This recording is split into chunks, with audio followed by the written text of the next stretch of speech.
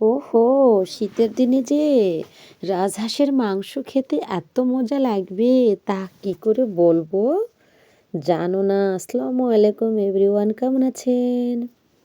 সবাইকে ওয়েলকাম জানিয়ে শুরু করতেছি নতুন একটা রেসিপি, রাজহাঁসের কালাভুনা। আর কিভাবে এই রাজহাঁস পরিষ্কার করবেন তার টিপসটা বলে দিচ্ছি আমি, হ্যাঁ।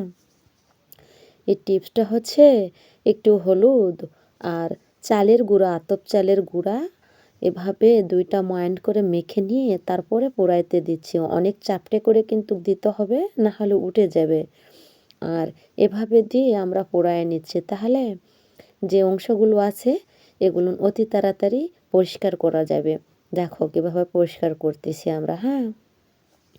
অনেক সুন্দর করে কষলিয়ে ধুয়ে নেবেন। আর এই যে তোলার সাথে সাথে কিন্তু সবগুলো ভালো হয়ে পরিষ্কার হয়ে উঠে গিয়েছে। আর এই টিপসটা ফলো করলে কিন্তু কষ্ট হবে না, কারোই নয়, বুঝছেন।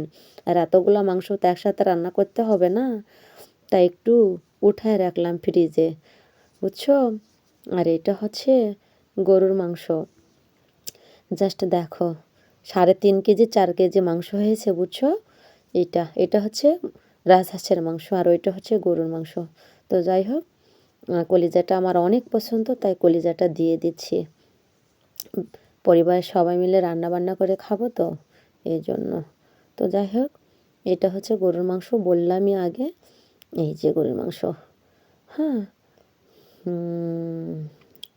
গরুর মাংস বলতে কি ফেরসা, আর হচ্ছে আপনার গরুর হচ্ছে জিবাটা, বুঝতে পারছেন, কলিজার সাথে আছে।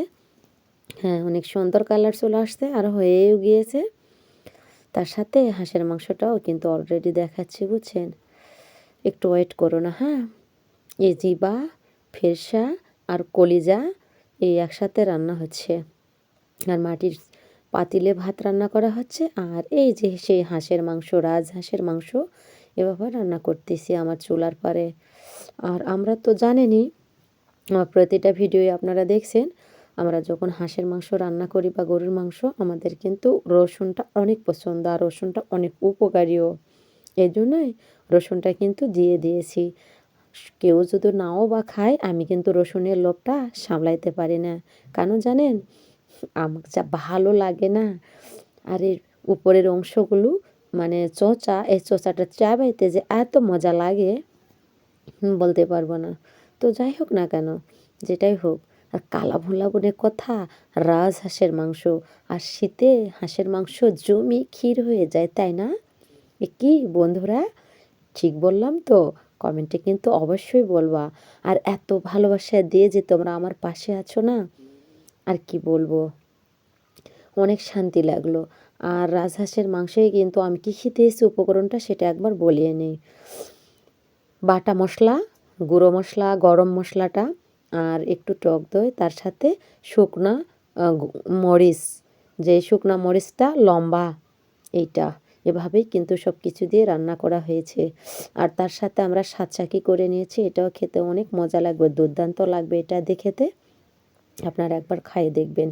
তার সাথে তো ভাত আছেই, তার সাথে তো যে গরুর গরুর মাংস বলতে আপনার একটু তো ঝোল রাখা হয়েছে,